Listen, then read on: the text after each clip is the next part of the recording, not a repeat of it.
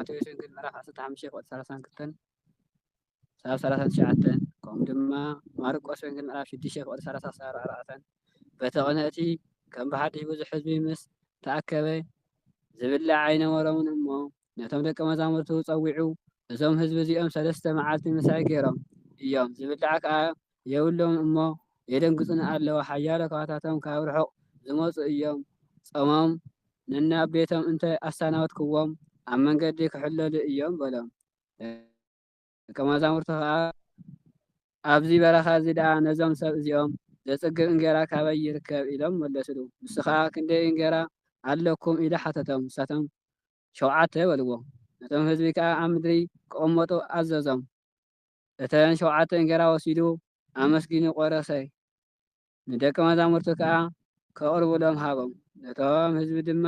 ከቕርብሎም ሒደት ዓሳ ከዓ ነበሮም። ንኡ ድማ ባሪኹ ሃቦም። ከቕርብሎም እውን ኣዘዘ። በሊዖም ፀገቡ። ዝተረፈ ቁርስራስ ከዓ 7 መሶብ ኣልዓሉ።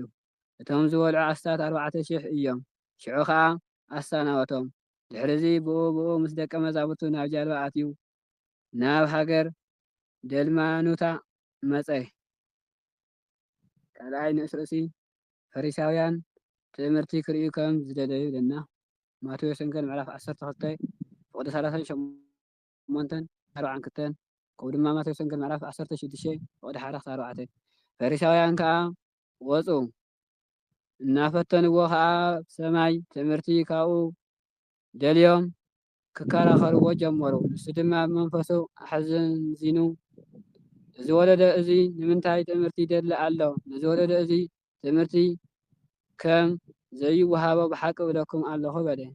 ሓዲግዎም ከም ብሓድሽ ናብ ጃልባ ኣተወ። ናብ ማዕዶ እውን ተሳገረ።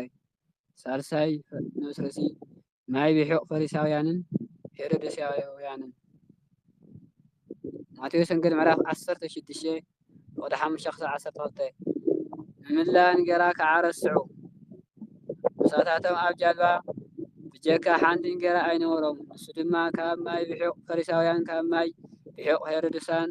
ተጠንቀቑ ተኣርነቡ ኢሉ ኣዘዞም። ንሕድሕዶም ድማ እንጀራ ስለ ዘይብልና እዩ ኢሎም ሕው። ኢየሱስ ድማ ፈሊጡ በሎም፣ ንምንታይ እንጀራ ስለ ዘይምህላውኩም ትሓስቡ? ገና ዶ ኣይትፈልጡን ወይስ ኣይተስተውዕሉን ኢኹም? ልብኹም ዶ ድፉን እዩ? ኣዒንቲ ከለዋኹምሲ ኣይትርእዩን ዶ? ኣእዛን ከለዋኹምከ ኣይትሰምዑን ዶ? ኣይትዝክርዎን ዶ ኢኹም? እቲ 5 እንጀራ ን5,000 ምስ ቆረስኩ ቁርስራስ ዝመልአ ክንደይ መሶብ ኣልዓልኩም? ንሳቶም ከዓ 12 በልዎ። እቲ 7 እንጀራ ን4,000 ምስ ቆረስኩኸ ቁርስራስ ዝመልአ ክንደይ መሶብ ኣልዓልኩ? ንሳቶም ከዓ 7 በልዎ። ንሱ ድማ ገና ዶ ኣይተስተውዕሉን ኢኹም በሎም። ራብዓይ ንእስ ርእሲ ኣብ ቤተ ሳይዳ ንሓደ ዕውር ከም ዘሕወየ ይብለና። ናብ ቤት ሳይዳ ከዓ መፀ። ዕውር ናብኡ ኣምፂኦም ክትንክዮ ለመንዎ። ነቲ ዕውር ድማ ብኢዱ ሒዙ ናብ ወፃኢ እታ ዓዲ ወሰዶ። ኣብ ኣዒንቱ ጡፍ ኢሉ ከዓ ኢዱ ኣንቢሩ እሞ ገለ ዶ ትርኢ ኣለኻ ኢሉ ሓተቶ። ቋሕ ኢሉ ድማ ሰባት እርኢ ኣለኹ ክመላለሱ ከለዉ ኣእዋም መሲሎም ርእዮም ኣለኹ በለ። ከም ብሓድሽ ድማ ኢዱ ኣብ ኣዒንቱ ኣንበረሉ እሞ ኣጸቢቑ ጠመተ። ሓወየ ንኹሉ እውን ተቐሊዑ ረኣየ። ኢየሱስ ከዓ ናብ ዓዲ ኣይትእቶ ኢሉ ናብ ቤቱ ሰደዶ። ሓምሻይ ንእስ ርእሲ እምነት ጴጥሮስን ምስክርነቱን ይብለና። ማቴዎስ ወንጌል ምዕራፍ 16 ቁጥሪ 13-20 ከምኡ ድማ ሉቃስ ወንጌል ምዕራፍ 9 ቁጥሪ 18-21 ከምኡ ድማ ዮሃንስ ወንጌል ምዕራፍ 6 ቁጥሪ 36-39 ኢየሱስን ደቀ መዛሙርቱን ናብ ዓድታት ቂሳርያ ናይ ፊልጶስ ከዱ። ነቶም ደቀ መዛሙርቱ ከዓ ኣብ መንገዲ ሰብ መን እዩ ይብሉኒ ኣለዉ ኢሉ ሓተቶም። ንሳቶም ድማ ገሊኦም ዮሃንስ መጥምቅ፣ ካልኦት ድማ ኤልያስ፣ ካልኦት እውን ሓደ ካብ ነቢያት እዩ ኣለዉ በልዎ። ንሱ ድማ ንስኻትኩም ከመን እዩ ትብሉኒ ኣለኹም በሎም። ጴጥሮስ መሊሱ ንስኻ ክርስቶስ ኢኻ በሎ። ሽዑ ብዛዕባኡ ንሓደ እኳ ከይዛረቡ ኣሕሚሙ ኣዘዞም። ሻድሻይ ንእስ ርእሲ ኢየሱስ ብዛዕባ ስቃይን ሞትን ከም ዝተዛረበ ማቴዎስ ወንጌል ምዕራፍ 16 فقد 21 كساع 28 ከምኡ ድማ ሉቃስ ወንጌል ምዕራፍ 9 فقد 22 كساع 27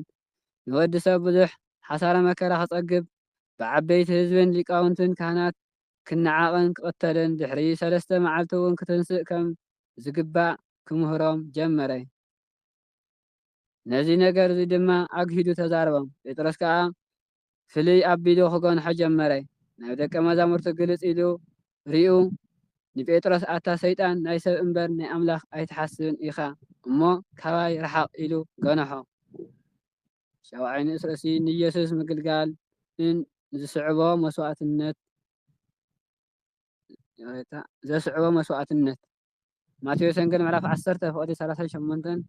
ክሳብ 39 ወድማ ማቴዎስ ወንጌል ምዕራፍ 16 فقد 24 ክሳብ 28 ወድማ ሉቃስ ወንጌል ምዕራፍ 9 فقد 23 ክሳብ 27 ሉቃስ ወንጌል ምዕራፍ 14 فقد 25 ክሳብ 27 እቶም ህዝቢ ምስ ደቀ መዛሙርቱ ፀዊዑ ድማ በሎም ዝኾነ ይኹን ደድሕረይ ክስዕበኒ ዝደሊ እንተሎ ገዛ ርእሱ ይቕበል መስቀሉ የልዕል እሞ ይስዓበኒ ንህይወቱ ከድሕን ዝደሊ ከጥፋ እዩ እቲ ንህይወቱ ምእንቲ ወንጌልን ዘጥፋ ግና ከድሕና እዩ ንሰብ ብዘላ ዓለም ረዊሑ ነፍሱ እንታጥፍአ እንታይ ይጠቕሞ ሰብ ከበጃ ነፍሱ እንታይ መሃበ ስለዚ ኣብዚ ዘማውን ሓጥእን ወለዶ በኣይ ብቓለይን ዝሓፈረ ወዲ ሰብ ድማ ብግርማ ኣቦኡ ምስ ቅዱሳኑ መላእኽቱ ምስ መፀ ብኡ ክሓፍር እዩ ኢለና ቅዱስ ቃል ወንጌል። አሜን። ዝነጠን ዝጎደልን በአብ ቅዱሳን ተመሰረናለች።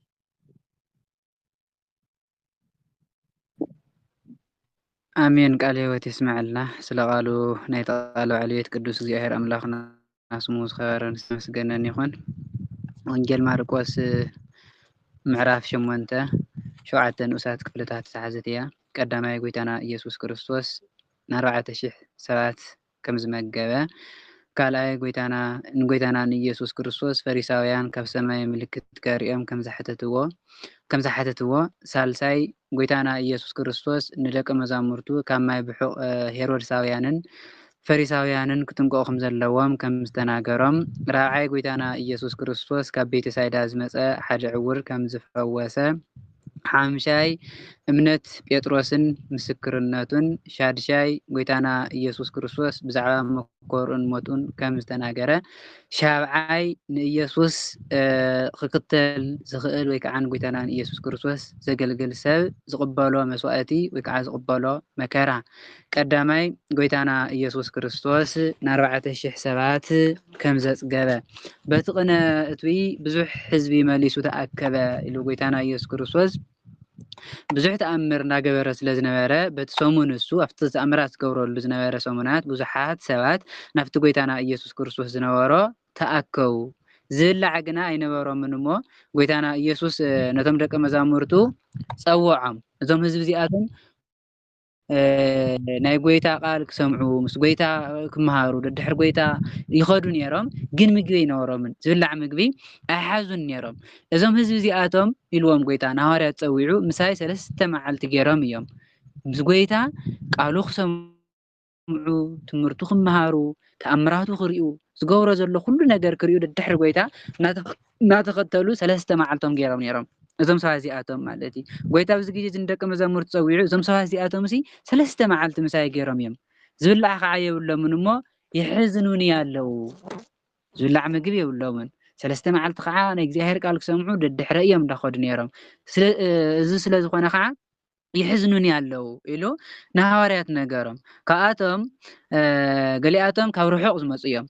ካብ ርሑቕ ዝመፁ ስለ ዝነበሩ ጎይታ እንታይ ኢልዎም ካብኣቶም እሲ ገሊኦም ካብ ርሑቕ ዝመፁ እዮም እሞ ብጥምዮም ነናብ ገዝኦም እንታፋነኽዎም ኣብ መንገዲ ክደኽሙ እዮም፣ ኣብ መንገዲ እውን ክወድቁ እዮም። ካብ ርሑቕ ቦታ ስለ ዝመፁ ካብ ርሑቕ ቦታ ናይ ጎይታ ቃል ክሰምዑ ናይ እግዚኣብሔር ቃል ክመሃሩ ኢሎም ካብ ርሑቕ ቦታ ስለ ዝመፁ ጎይታና ኢየሱስ ክርስቶስ ከዓ ነቶም ሰባት ረሃርሃሎም ሓዘነሎም። ንደቀ መዛሙርቱ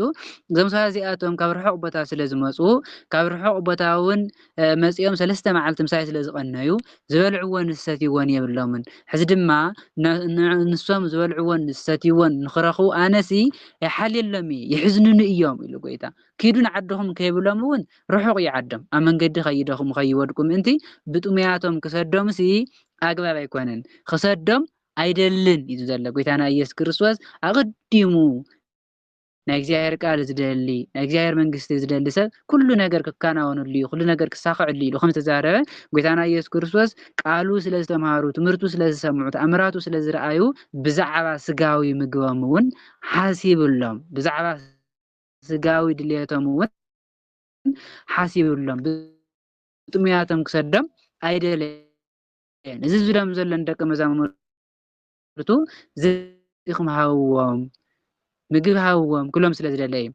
ደቀ መዛሙርቱ ጎይታ ግን እንታይ አሚሎሞ ነዚ ኩሉ ህዝቢ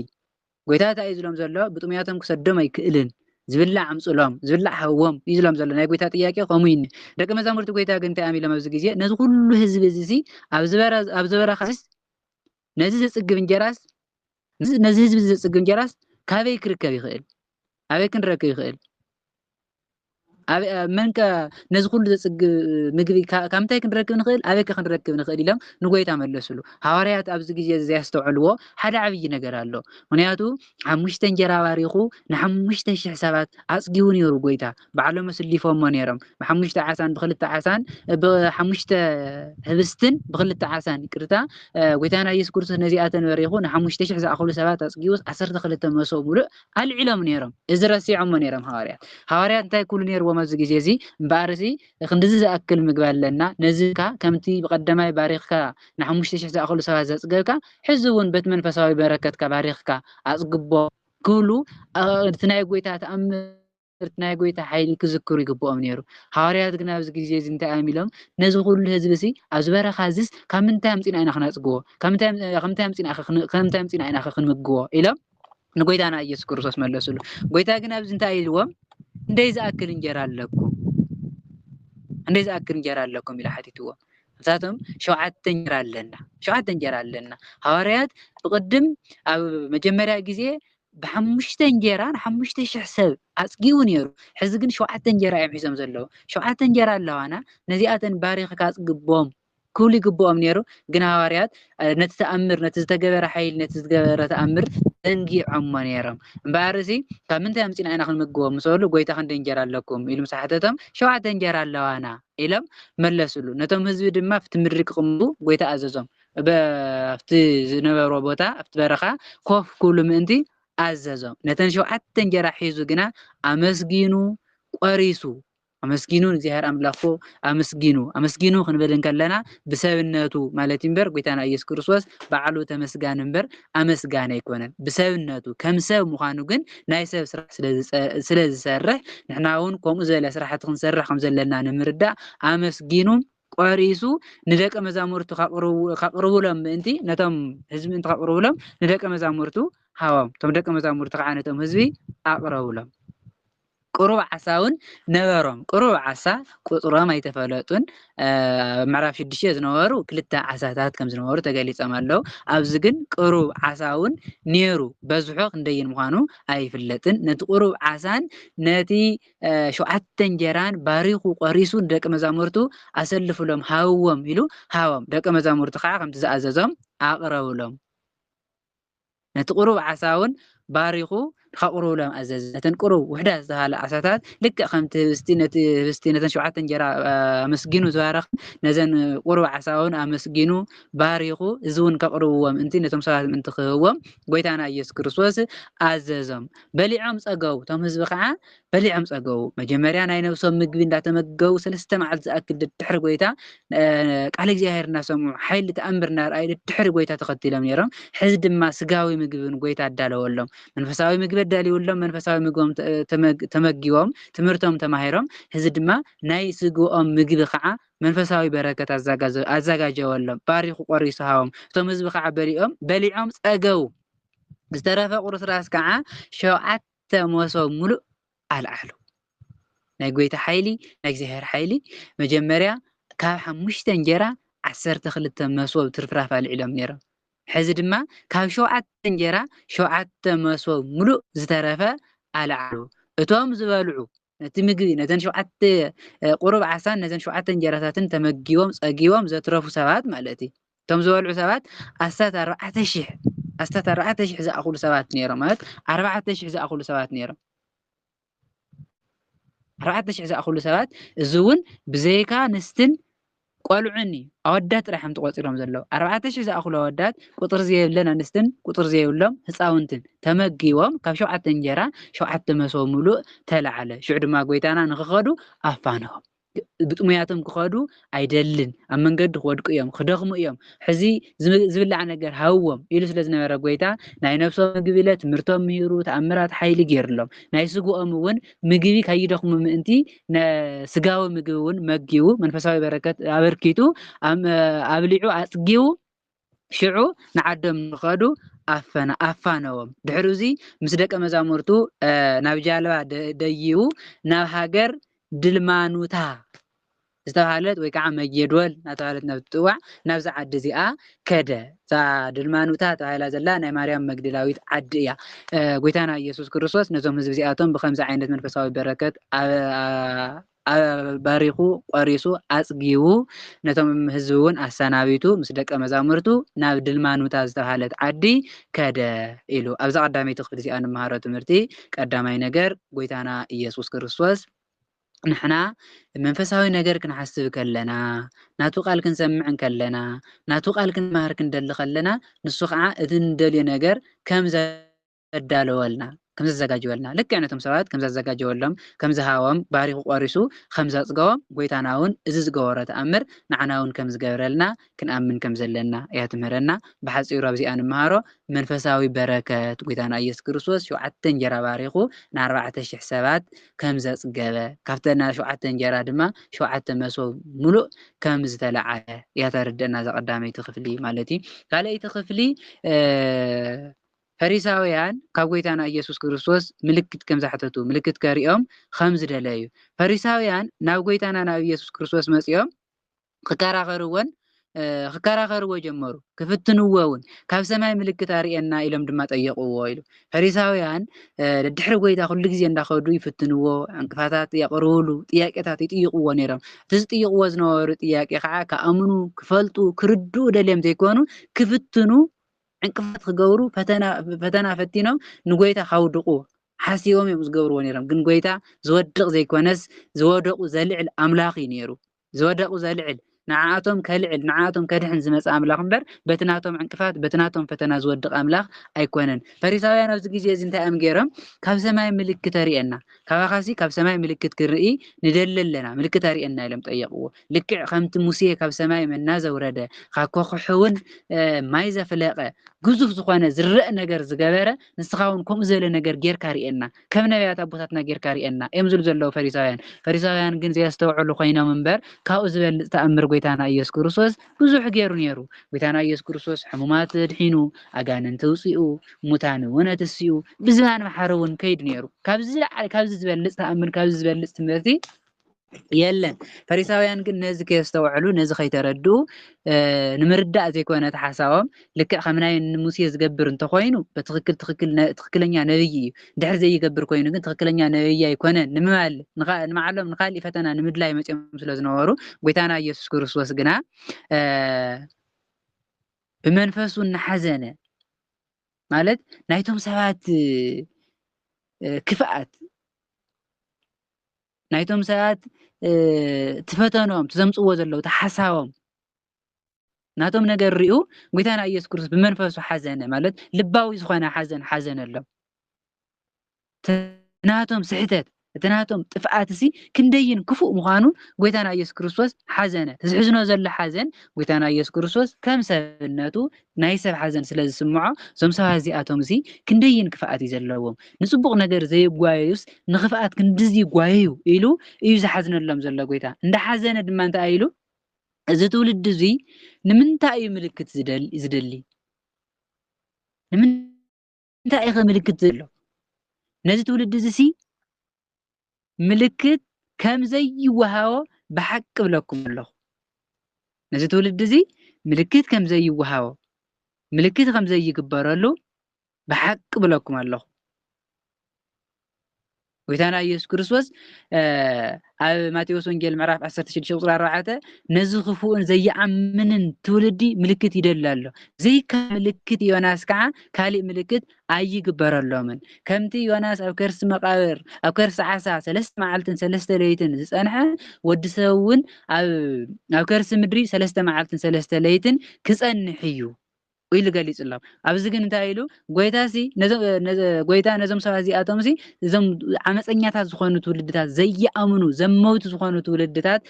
ምልክት ይደልዩ ኣለዉ ብሓቂ ግና ምልክት ኣይግበረሎምን ምልክት ዘይግበረሎም ዘሎ ምክንያት ከዓ ከኣምኖ ይደልዩን ከኣምኑ ደልዮም ኣይኮኑን ንከኣምኑ እንተዝደልዩ ተኣምር ዝተገበረ ምልክት እኹሎም ነይሩ ንምእማን እኹል ነይሩ ግን እዚኦም ንምእማን ዘይኮነ ንፈተና ስለ ዘምፅዎ ጎይታና ኢየሱስ ክርስቶስ ብዘይካ ናይ አይሁድ ዝተገበረ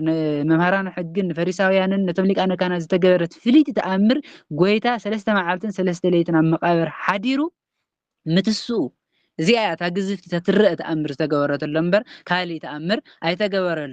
ኣይተገበረሎምን በርግፅ ይግበር ነይሩ ኣብቲ ዓዲ ብዙሕ ተኣምራት ይግበር ነይሩ ግን ንዖም ኣይተገበረን ንሶም ከዓ ኣያስተውዕልዎን ክርድእዎ እውን ኣይደለዩን ብሓቂ እውን ክግበረሎም ኣይኽእልን ብዘይካ ናይ ክርስቶስ ትንሳኤ ካሊእ ምልክት ሲ ኣይግበረልኩምን ክገብረልኩምን ኣይክእልን ኢልዎም ጎይታና ኢየሱስ ክርስቶስ ሓዲግዎም ድማ ናብ ጃልባ ደየበ ናብ ማዕዶ እውን ተሳገረ ኢሉ ካብ ድልማኑታ ዝተባሃለ ዓዲ ከይዱ ስለ ዝነበረ ካብ ድልማኑታ ናብ ማዕዶ ተመሊሱ እኒሀ ሕዚ ጎይታና ኢየሱስ ክርስቶስ ነቶም ፈሪሳውያን ሓዲጉ ናብ ማዕዶ ባሕሪ ገሊላ ተሳጊሩ እኒሀ ኣብዛ ካልአይቲ ክፍሊ እዚኣ ንምሃሮ ትምህርቲ ቀዳማይ ነገር ናይ ፈሪሳውያን ክፍኣት ፈሪሳውያን ክንደይን ክፍኣት ከም ዝነበሩ ንጎይታና ንኢየሱስ ክርስቶስ ምልክት ካባካ ክንርኢ እንደለና ዝበልዎ ከኣምኑ ክርድኡ ክፈልጡ ደልዮም ዘይኮኑስ ንፈተና ደልዮም ንጎይታ ከም ዝፈተንዎ ጎይታ ግን ከም ዝሓዘነሎም ጎይታ ዝሓዝን ዘሎ እቲ ናቶም ክፍኣት እቲ ናቶም ተንኮል እቲ ናቶም ውድቀት ክንደይን ንክፍኣትን ንተንኮልን ክንድዚ ዝጓየዩ እዚ ንፅቡቅ ነገር ደኣ ዘይጓየዩ ኢሉ ከም ሰብነቱ ሰብ ከም ምዃኑ መጠን ሓዚንሎም ራህሪህሎም ከም ዝሓዘነሎም ጎይታ ሓደ ሰብ ክብድል እንከሎ ሓጢኣት ክሰርሕ እንከሎ ካብ ናይ እግዚኣብሔር መንግስቲ ካብ ናይ እግዚኣብሔር ቃል ክርሕቕ እንከሎ ጎይታና ኢየሱስ ክርስቶስ ከም ዝሓዝን ምንቲ ደቂ ሰባት ከም ዝሓዝን እያ ተርድአና ማለት እዩ ነቶም ዝውልድ እዚኣቶም ከዓ ብዘይካ ምልክት ዮናስ ካሊእ ምልክት ኣይግበረሎምን ማለት ድማ ናይ ዮናስ ምልክት ዮናስ ኣብ ከርሲ ዓሳ 3 መዓልትን 3 ለይትን ከም ዝፀንሐ ጎይታና እውን ኣብ ከርሲ ምድሪ 3 መዓልትን 3 ለይትን ፀኒሑ ከም ዝተስአ እዚ ንኣይሁድ ዝተገበረ ተኣምር እዚኣ ጥራሕ እያ ጎይታ ከም ዝተናገሮ ማለት እዚ ሓዲጉ ድማ ናብ ማዕዶ ተሳጊሩ ከም ዝኸደ እያ ተርድአና ዝካልአይቲ ክፍሊ ማለት እዩ ሳልሰይቲ ክፍሊ ጎይታና ኢየሱስ ክርስቶስ ካብ ማይ ቢሑቕ ፈሪሳውያን ንደቀ መዛሙርቱ ካብ ማይ ቢሑቕ ፈሪሳውያንን ሄሮድሳውያንን ተጠንቀቁ ከምሎም ደቀ መዛሙርቱ ምሳሕ እንጀራ ስለ ዝረስዑ እንጀራ ይሓዙን ነይሮም ምሳሕ እንጀራ ስለ ዝረስዑ ኣብ ጃልባ እንትርፊ ሓንቲ እንጀራ ካልእ ኣይነበሮምን ሓንቲ እንጀራ ጥራሕ ነይራቶም ካልእ እንጀራ ግን ኣይሓዙን ነይሮም ኩሉ ግዜ ክኸዱ ከለዉ ብመጠኑ እናተዘጋጀው ዓቕሞም ሒዞም እዮም ዝኸዱ ነይሮም ደቀ መዛሙርቲ ጎይታ ኣብዚ ግዜ እዚ ግና ብዘይካ ሓንቲ እንጀራ ኣይተዘጋጀውን ኣይሓዙን ነይሮም ጎይታና ግን ኣብዚ ግዜ እንታይ ኢልዎም ካብ ማይ ቢሑቕ ፈሪሳውያንን ሄሮድሳውያንን ተጠንቀቁ ኢሉ ኣዘዞም ጎይታ ካብ ማይ ቢሑቕ ፈሪሳውያንን ሄሮድሳውያንን ተጠንቀቁ ዝሎም ዘሎ ማይ ቢሑቕ ፈሪሳውያንን ማይ ቢሑቕ ሄሮድሳውያንን ካብ ናይ ፈሪሳውያንን ሄሮድሳውያንን ክፍኣት ኣብ ሉቃስ ወንጌል ምዕራፍ 12 ካብ ቁፅሪ 1 ጀሚሩ ክሳብ ቁፅሪ 2 ታይ ለምጾ ካውያን ማይ ቢሑቕ ደቂ ማይ ቢሑቕ ተቆጠው ንሱ እውን ኣድልዎን ብዝናን እዩ ዘውቱ ኣድልዎ ማይ ቢሑቕ ዝተባሃለሲ ንሱ እውን ኣድልዎ እዩ ግብዝና እዩ ኢሉ ይገልጾ ካብዚ ነገር እዚ ንርእስኩም ኣድሕኑ ካብ ግብዝና ካብ ተንኮል ካብ ሕማቅ ትምህርቲ ካብ ዝተጋገየ መንገዲ ንርእስኩም ኣድሕኑ ኢዝሎም ዘሎ ጎይታና ኢየሱስ ክርስቶስ ፈሪሳውያን መንገዶም ኩሉ ክፉእ እዩ ሄሮድሳውያን እውን ናይ ሄሮድስ ተኸተልቲ ናይ ሄሮድስ ኣገልገልቲ ናይ ሄሮድስ ልኡኻት ማለት እዮም እዚኦም ኩሎም መንገዶም ቅኑዕ ይነበረን መንገዶም ገዋጢ ነይሩ ናይዞም ሰባት እዚኣቶም ሕዚ ጎይታ ካብ ናይ እዚኣቶም ካብ ናይ ማይ ቢሑቕ ፈሪሳውያን ተጠንቀቁ ኩሎም ከሎ ካብቲ ናቶም ቢሑቕ እንታይ እዩ መፂፅ ነገር እዩ ክፉእ እዩ ቢሑቕ ንእሽተይ ቢሑቕ ጌርካ ንብዙሕ ሕሩጭታ ይገብሮ የምፅጾ ሕዚ ድማ ጎይታ እንታይ እዩ ዝሎም ዘሎ ከም ፈሪሳውያንን ሄሮድሳውያንን ዝበለ ንእሽተይ ክፍኣት ከይህልወኩም እታ ንእሽተይ ክፍኣታይ ስለ ዝኾነት ስለተዓቢ ማይ ቢሕቕ ንብዙሕ ሕርጭ ከም ዝቕይር ንእሽተይ ክፍኣት እውን ናብ ዓብዪ እንዳኸፍአት ስለ ትኸይድ ንሰብ ሙሉእ ብሙሉእ ክፍኣት ክፉእ ስለ ትገብሮ ካብ ናይ ሄሮድሳውያንን ፈሪሳውያንን ማይ ቢሕቕ ተጠንቀቑ ኢልዎም ጎይታና ኢየሱስ ክርስቶስ። ንሳቶም ግን ደቀ መዛሙርቲ ጎይታና ኢየሱስ ክርስቶስ ዘያስተውዕልዎ ነገር ነይሩ። ጎይታ ካብ ማይ ቢሕቕ ፈሪሳውያንን ሄሮድሳውያንን ተጠንቀቑ ኩሎም እንከሎ ዘያስተውዕልዎ ሓደ ነገር ነይሩ። ንሳቶም እንጀራ ስለዘይሓዝና ድዩ ከምዚ ዝለና ዘሎ ተባሃሉ። ሓንቲ እንጀራ እዮም ሒዞም ነይሮም ናብቲ ጃልባ ክድይቡ ከለዉ ንማዕዶ ክሳገሩ ከለዉ ሓንቲ እንጀራ እዮም ሒዞም ነይሮም። ኣብዚ ግዜ እዚ ምግቢ ስለዘይሓዝና እንጀራ ስለዘይስርዓና ድዩ ናይ ፈሪሳውያን ምግቢ ከይንበልዕ ናይ ፈሪሳውያን እንጀራ ከይንበልዕ ምእንቲ ድዩ ከምኡ ዝለና ዘለው ኢሎም ነንበዓሎም ተነጋገሩ፣ ከምኡ ተባሃሉ። ጎይታ ግን ነዚ ስለዝፈለጠ እሶም ዝበሃልዎ ዘለው ነገር ስለዝፈለጠ ስለምንታይ እንጀራ ብዘይምሓዝኩም ንስንሳትኩም ትዘራረቡ? እንጀራ ስለዘይሓዝኩም ንስንሳትኩም ስለምንታይ ትዘራረቡ ኣለኹም? ገና ዶ ይተረድአኩምን እዩ ወይስ ኣያስተውዕልኩምን ዲኹም? ልብኹም ከደንዚዙ ድዩ? ጎይታና ሐዋርያት ገሲጽዎም ንምንታይ እንጀራ ስለዘይሓዝኩም ነንባዕልኹም ትዘራረቡ ኣለኹም? ገና ይተረድአኩምን ድዩ ዘሎ? ኣይተስተውዕሉን ዲኹም ዘለኹም? ልብኹም ከደንዚዙ ድዩ? እዚ ዝግበር ነገርስ ልብኹም ኣያስተውዕሉን ድዩ? እቲ ዝተገበረ ተኣምራት ልብኹም ኣያስተውዕልን ድዩ ዘሎ? ንምንታይ ብዛዕባ እንጀራ ተሓስቡ?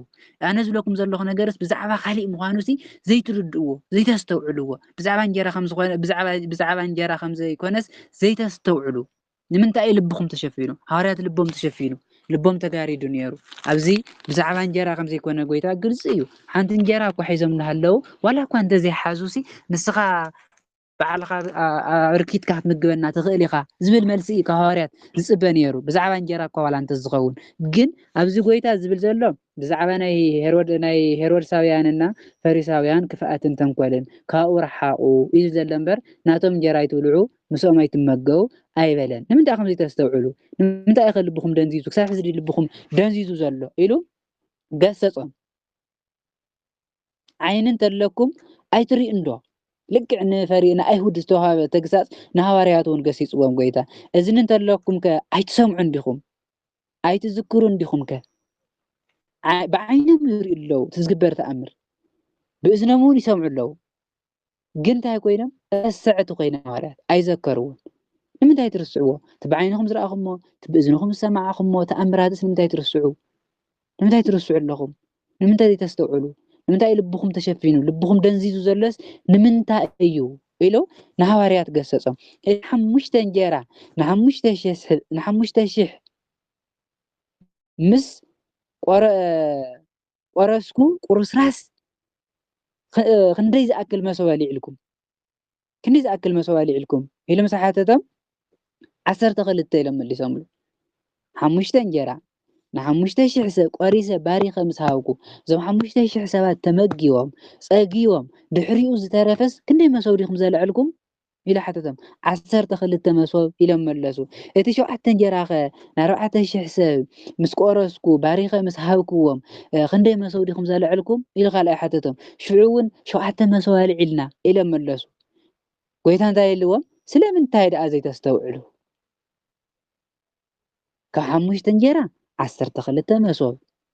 ካብ 7 እንጀራ 7 መሶብ 4,000 ፀጊቦም 7 መሶብ፣ ካብ 5 እንጀራ እውን 5,000 ፀጊቦም 12 መሶብ እንድሕር ኣልዒልኩም ኮይንኩም እዚ ነገር እዚ ብዛዕባ እንጀራ ከም ዘይኮነስ ንምንታይ ዘይተስተውዕሉ?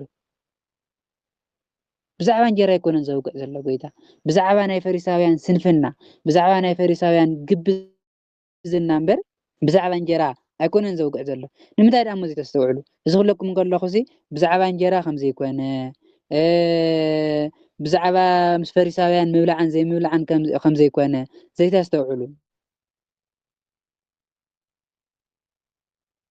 ኣብ ማቴዎስ ወንጌል ምዕራፍ 16 ጎይታና ሐዋርያት ኣብ ምዕራፍ 16 ቁጽሪ 11 ክሳብ 12 ዘሎ ማለት እዩ። ጎይታና ኢየሱስ ክርስቶስ ንሐዋርያት ካብ ማይ ቢሕቕ ፈሪሳውያንን ሰዱቃውያንን ተጠንቀቁ ዝበሎም ብዛዕባ እንጀራ ከም ዘይኮነ ኣስተውዒሎም ይብል ኣብ ማቴዎስ ወንጌል። ኣስተውዒሎም እዚ ዝበሎም ጎይታ ተጠንቀቁ ዝበሎም ካብ ናይ ፈሪሳውያንን ሰዱቃውያንን ትምህርቲ፣ ካብ ናይ ፈሪሳውያንና ሄሮድሳውያን መንገዲ፣ ካብትናቶም ስሕተት ዝተመልኦ መንገዲ ከም ዝኾነ ሃዋርያት ኣስተውዒሎም ይብሉ ኣብ ማቴዎስ ወንጌል ምዕራፍ 16 ይገልጾ እዩ ኣብዚ ቁርጽ ኣቢሉ ማርቆስ ጽሒፍዎ ዘሎ ማርቆስ ክጽሕፍ እንከሎ ሕፅር እንዳበለ ሰፊ እምበር ኣብ ድሓር ሃዋርያት ንምንታይ ዳ ዘይተስተውዕሉ ምስ በሎም ብዛእቲ ማይ ቢሕቕ ዝበሎስ ብዛዕባ እንጀራ ዘይኮነስ ብዛዕባ ግብዝና ፈሪሳውያንን ብዛዕባ ናይ ፈሪሳውያን ትምህርቲ ብዛዕባ ናይ ሄሮድሳውያን ቁኑዕ ዘይኮነ መንገዲ ከም ዝኾነ ተረዲእዎም ፈሊጦም እዮም ጎይታ እንታይ ኢልዎም ንምንታይ ዳ እሞ ዘይተስተውዕሉ ብዛዕባ እንጀራ ከም ዘይኮነስ ክተስተውዕሉ ይግብአኩም ነይሩ ምስ በሎም ሃዋርያት ድሓር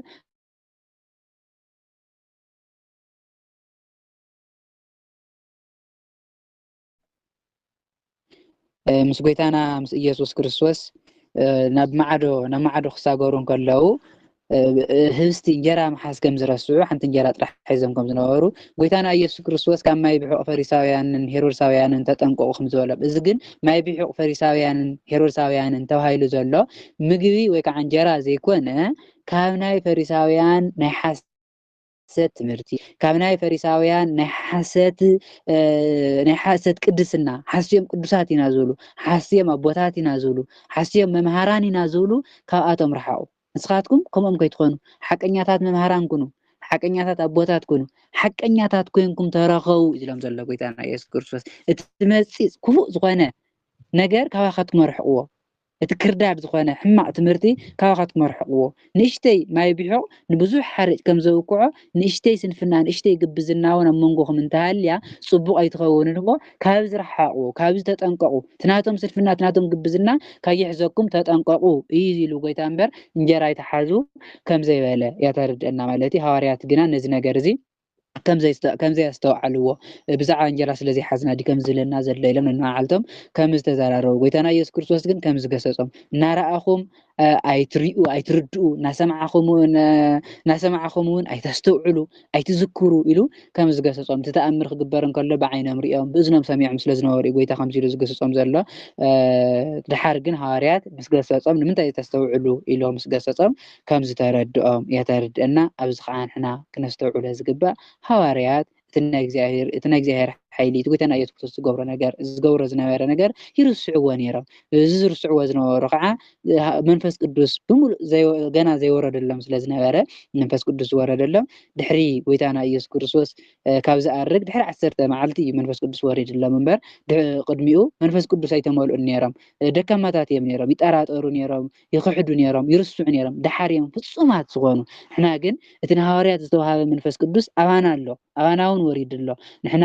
እግዚአብሔር ቃል እግዚአብሔር ትምህርቲ እቲ ሕጊ እግዚአብሔር ሕጊ ክንርስዕ የብልናን ደቂ እግዚአብሔርና እናበልና እግዚአብሔር ቃል ንርስዕ እንድሕር ኮይና ትእዛዝ ክርስቶስ እንድሕር ንርስዕ ኮይና ከም ሃዋርያት እንዳረኣኹም ኣይትርድኡ እናሰማዓኹም ኣይተስተውዕሉ ኣይትዝክሩ ተባሂልና ከይንግሰጽ ምንቲ ክነስተውዕል ከም ዘለና እያ ትምህረና ማለት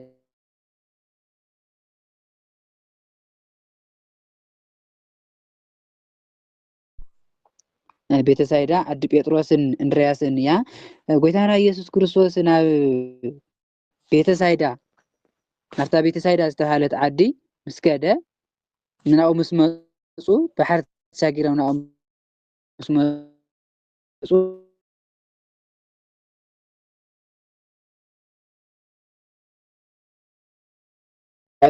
ናኡ ሒዞም መጹ ፈውሰልና ኢሎም ንጎይታ ለመንዎ ነታ አይነ ስውር ክንኸድሕነሎም ነትዕውር ብኢዱ ሒዙ ድማ ካብታ ከተማ መሪሑ ኣውፃእ ኣበሎ ማለት ካብቲ ከተማ ናፍቲ በረኻ ነገር ንእሽተ ኣግልስ ኣቢሉ ኣውፅኦ ናብ ዓይንቱ እንትፍ ኢሉ እውን ኢዱ ኣንበረሉ ጎይታና ኢየሱስ ክርስቶስ ብእንትፍታፉ ይፍውስ ነይሩ ብኽዳኑ ይፍውስ ነይሩ ብቃሉ ይፍውስ ነይሩ ብኩሉ ነገሩ ጎይታ ይፍውስ ነይሩ ነዚ ሰብ እዚ እውን እንትፍና ዓይኑ እንትፍ ኢሉ ብኢዱ ዓይኑ ኣንበረሉ ዝኾነ ነገር ዶ ትርኢ ኣለኻ ኢሉ እውን ጠየቆ እንታይ ትርኢ ኣለኻ እንታይ ይረአየካ ኣሎ ኢሉ ሓተቶ ቆላሕ ኢሉ ድማ ሰባት ኢሉ ዝሰብ እዚ ከም ኣእዋም ከም ዕንጨቲ እንትመላለሱ ንየነዘን ክብሉን ከለው እርኢ ኣለኹ በሎ ያቱ ትጽዋት ንፋስ ንየነዘን ከብሎን ከሎ ስለዝረአየ ሰባት እዚ ከም ዕንጨቲ ንየነዘን ክብሉን ከለው እርኢ ኣለኹ ኢሉ ንጎይታ መለሰሉ ሙሉ ብሙሉ ኣይተገፈፈሉን ነይሩ ዝኾነ ዝጋረዶ ነገር ስለ ዝነበረ እዩ ጎይታ ግን መሊሱ ኢዱ ኣብ ዕይንቱ ኣንበረሉ እሞ ኣፀቢቑ እንታይ ኮነ ረኣየ መጀመርያ ብሩህ ኣይኮነን ነይሩ ዝኾነ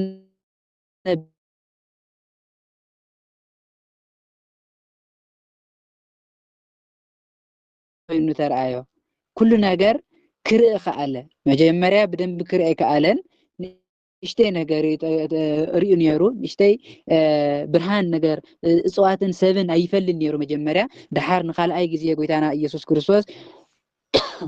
ኢዱ ምስ ኣንበረሉ ግና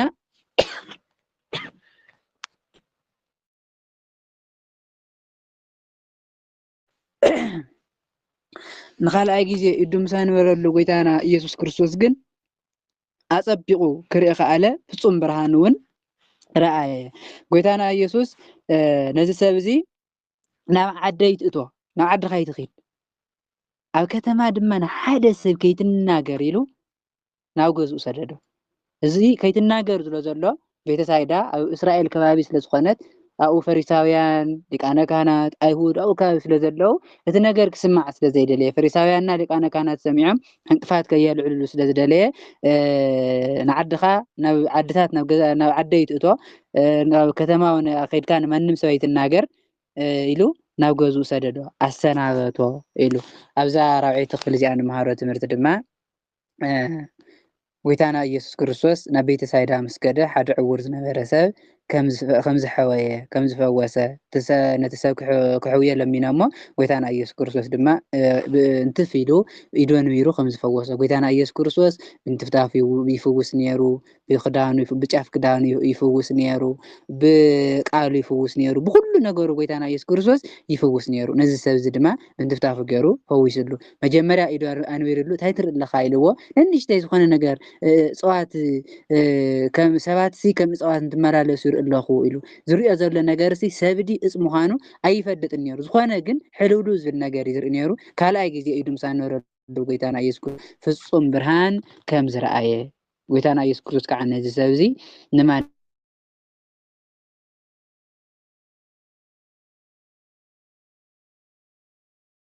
ያተርድአና ምስክርነቱን ጴጥሮስ ዝመስከሮ ምስክርነት ማለት እዩ ኢየሱስ ምስ ደቀ መዛሙርቱ ናብ ዓድታት ቂስ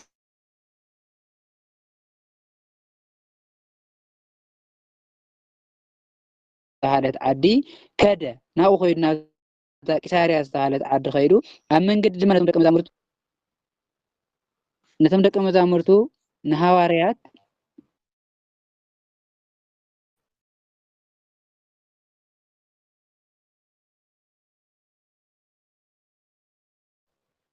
ኣብ መንገዲ ጠጠው ኣቢሉ ሰብ ንዓይ መን ይብለኒ ሰባትስ ንዓይ መን ይብሉኒ ኢሉ ሓተቶም ኣብ ቂሳርያ ዝተባሃለ ዓዲ ምስ በፅሑ ኣብ ከባቢ ቂሳርያታት ምስ በፅሑ ደቂ ሰባት ንዓይ መን ይብሉኒ ኢሉ ጠየቆም ንሳቶም ግን እንታይ ኣሚሎሞ ንጎይታ ደቂ ሰባት መን ይብሉኒ ኢሉ ዝሓትት ዘሎ ጎይታ ዘይፈልጥ ኮይኑ ኣይኮነን መን ከም ዝብልዎ ይፈልጥ እዩ እንታይ ከም ዝብሉ ይፈልጥ እዩ እንታይ ከም ዝሓስቡ ይፈልጥ እዩ ኩሉ ይፈልጥ እዩ ጎይታ መን ይብሉኒ ኢሉ ሃዋርያት ዝጠይቆም ዘሎ ግን ሃዋርያት ክፈልጥዎ ዝደለየ ሓደ ዓብይ ነገር ኣሎ ሃዋርያት ክርድእዎ ዝደለየ ነገር እንታይ ኢሎሞ ንሳቶም ድማ ገሊኣቶም መጥምቕ ዮሃንስ ካልኦት ድማ ኤልያስ ካልኦት እውን ሓደ ካብ ነቢያት እዩ ይብሉኻ አልዎ ገሊኦም